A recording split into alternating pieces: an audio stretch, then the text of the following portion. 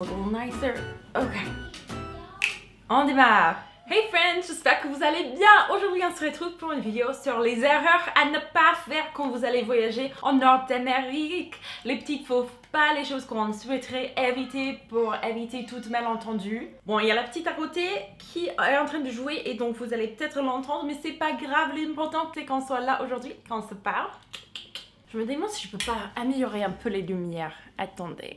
J'espère que c'est un peu mieux pour vous comme ça. Numéro 1, je pense que c'est le plus évident, mais n'oubliez pas de remplir vos documents pour le Canada, c'est le ETA, et pour les États-Unis, ça s'appelle l'ESTA, et vous allez remplir pour pouvoir venir aux États-Unis, même si c'est pour des petits voyages de courte durée. Si vous venez de l'Europe ou de plein d'autres pays d'ailleurs, il faut remplir ces documents avant de venir pour être en toute tranquillité quand vous allez passer par la douane, pour éviter tout malentendu. Je pense que pour la plupart, vous savez ça déjà, mais je préfère vous prévenir au cas où parce que sinon, ça peut être catastrophique. Numéro 2, c'est que si vous allez en Nord-Amérique, il ne faut pas hésiter de prendre une assurance de voyage. Normalement, quand on voyage dans un autre pays, parfois on n'y pense pas trop ou c'est pas grave, il y a peu de risques, etc. Mais si vous tombez malade aux États-Unis, si vous êtes dans un accident de voiture, etc. et vous n'avez pas une sorte d'assurance voyage pour la santé, ça peut être vite catastrophique. C'est pas des petites frais de genre, ah oui, 200 € la nuit dans l'hôpital.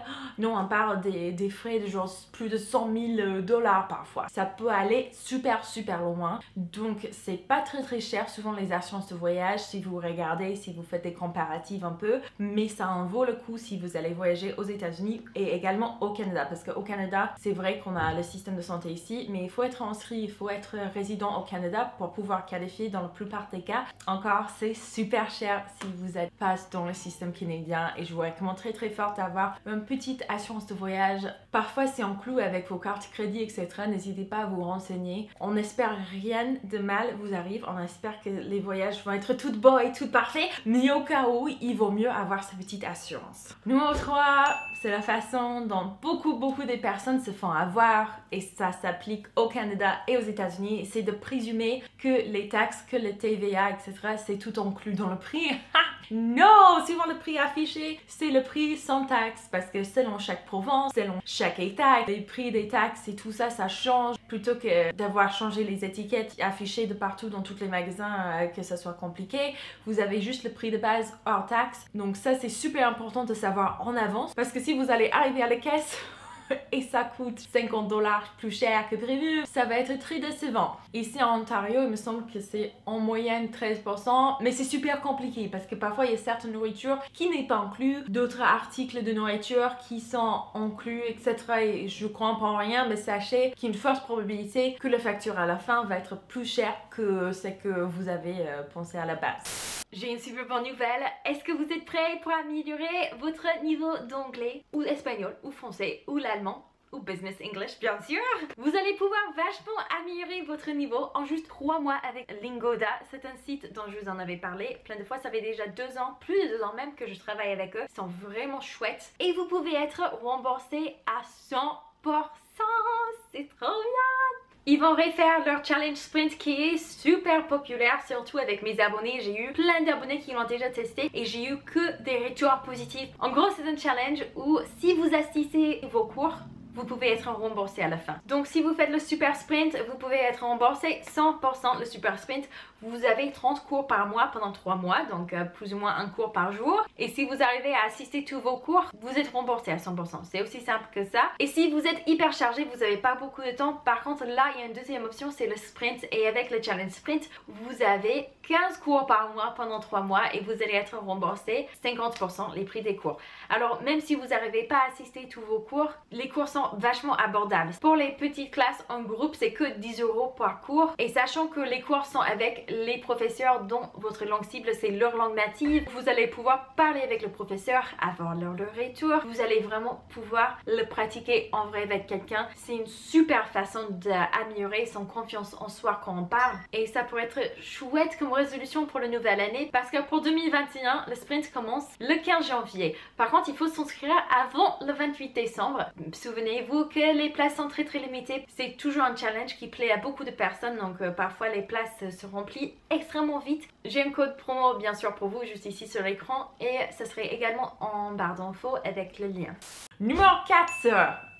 Ça c'est super important, vous m'écoutez là, parce que les Français, les Européens, parfois ils savent pas qu'aux States, que le service n'est pas inclus dans votre prix quand vous allez au restaurant. Dans la facture finale, le service n'est pas inclus. Vous êtes obligé de le payer en plus. Généralement, on paye entre 10 et 20%. Mais 10%, c'est vraiment si la personne a fait un job un peu pourri, quoi. Et sinon, s'ils ont fait un job correct, on essaie d'être généreux avec les tips, avec les pourboires. Ça s'appelle les tips là-bas. On essaie d'être un peu généreux avec les pourboires. Et 20%, c'est bienveillant. C'est compris que la personne a fait un bon boulot. Si vous laissez quelques pièces de monnaie sur une addition de je sais pas, $50 par exemple, ça c'est vraiment limite insulter la personne qui vous a servi. C'est hyper mal vu.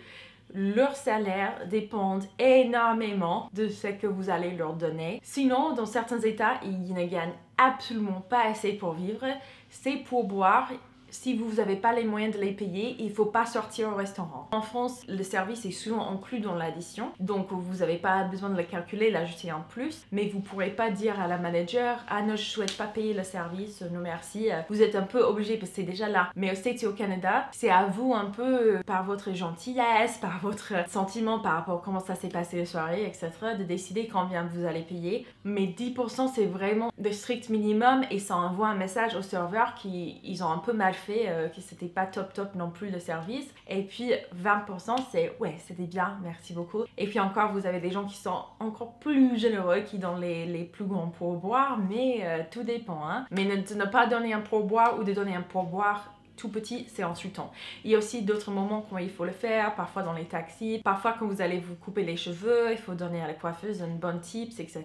N'hésitez pas à vous renseigner avant d'aller là-bas. Super important, hein. Numéro, je ne sais plus lequel, c'est de ne pas savoir les âges légaux pour boire ou pour acheter des cigarettes. Au Canada, aux States, les lois sont hyper strictes sur ça. Mais moi, j'ai bientôt... non, j'ai pas bientôt 30 ans. Oh, punaise, je les ai eu les 30 ans. J'ai passé un cap là, j'ai passé un cap les amis. Mais même moi, si je vais aller acheter de l'alcool, je vais devoir normalement sortir ma carte. Parce que pourquoi? Il veut vérifier mon date d'anniversaire, vérifier que j'ai plus. Ici à Ontario, c'est 19 ans. En Alberta, au Québec et il me semble Manitoba également, vous pouvez l'acheter à partir de 18 ans. Mais aux States, dans tous les états, c'est à partir de 21 ans. Et il faut pas en acheter avant. Et le dernier, je me suis dit, ce serait peut-être le moment de répondre à plusieurs commentaires que j'ai eu sur une vidéo il y a plus d'un an déjà maintenant. C'est que les Américaines, les Nord-Américaines en général, sont un peu moins tactiles que certaines cultures européennes. Pas de partout, et évidemment ça va être vraiment personnel, vous allez avoir des personnes qui donnent des câlins à tout et n'importe qui, mais généralement on est moins tactile, on va pas faire des bises tout de suite, vous risquez de les choquer en leur faisant le bise, et du coup j'avais eu plein de Français dans les commentaires, mais qu'est-ce qu'on fait si on fait pas des bises? Oh, on fait des câlins! Non! Faites pas des câlins avec les personnes avant de bien les connaître, avant d'être certain que ça ne serait pas mal pris, et ne le faites pas dans une situation professionnelle. C'est un peu les grandes lignes. Après, vous allez voir par rapport aux situations, par rapport à ce qui se passe. Les hugs, c'est pas pour tout le monde, c'est pas systématiquement, vous n'allez pas remplacer le bise avec un câlin. Ne faites pas ça. Vous allez peut-être offusquer plusieurs personnes si vous faites comme ça peut être très stressant. Les câlins, c'est réservé pour les gens qui sont plus ou moins proches. Et c'est pas dans toutes les circonstances, et de les en faire un peu trop souvent, ça peut être pris comme pour de la flirt, comme si vous flirtez avec eux, ou ça peut juste être très malaisant pour la personne, si la personne est super pas tactile. Il y a plein de gens aux États-Unis qui sont un peu anti-câlin, ils ne veulent pas en faire, les hugs, et ça leur intéresse pas. Ils disent ah non merci, I'm not really a touchy person, et il faut respecter ça. Voilà. En tout cas, j'espère que cette vidéo vous aura plu. J'ai hâte de voir vos retours dans les commentaires. N'hésitez pas à dire également les faux pas qui ne sont pas à faire quand vous venez en France, par exemple. Si vous voyez qu'il y a souvent des étrangers, pas forcément des Nord-Américains, mais de n'importe où dans le monde, les petits faux pas qui sont assez courants, et que si ces personnes ils savaient juste qu'il fallait pas faire ça, ça se passera mieux leur voyage. N'hésitez pas à les dire dans les commentaires. Si vous êtes déjà allé aux États-Unis ou au Canada et vous vous êtes fait avoir, n'hésitez pas aussi à nous dire comment ça s'est passé, les choses que vous avez appris qui vous ont surpris. Ça va être super chouette de les lire après. J'ai hâte de vous lire, ça va être trop bien. Ciao! Et n'oubliez pas de mettre le petit pouce vers le haut et vous abonner bien sûr si ce n'est pas déjà fait. Et cliquez sur la cloche. À chaque fois, j'oublie de vous dire de cliquer sur la cloche, comme ça vous allez rater aucune vidéo normalement. Bon, on sait pas, avec l'algorithme YouTube, on sait plus rien, mais peut-être